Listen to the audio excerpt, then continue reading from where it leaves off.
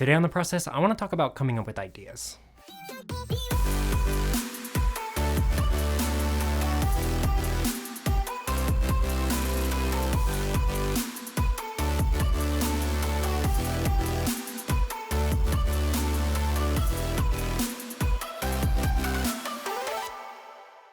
Welcome everyone to the channel, I'm Stephen Ray, and let's talk ideas. For me, trying to sit down and come up with an idea is damn near impossible. It's like as soon as I sit down, my mind goes blank.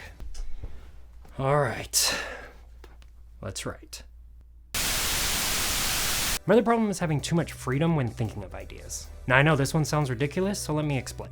Now when I start giving myself limitations, then ideas seem to flow. The more restrictions, the more ideas. It made me realize being creative seems to be more about problem solving.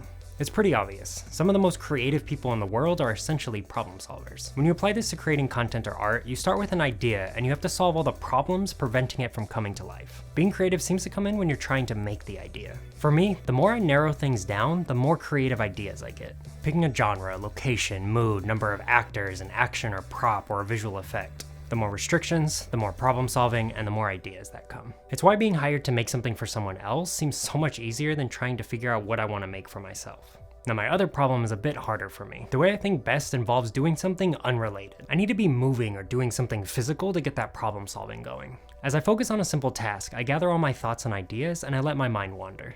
I do this just about every day and will do this for a period of time before I even start writing. Only writing down notes or little ideas I really like or want to explore on a whiteboard. I highly recommend every creative person to get the biggest whiteboard they can.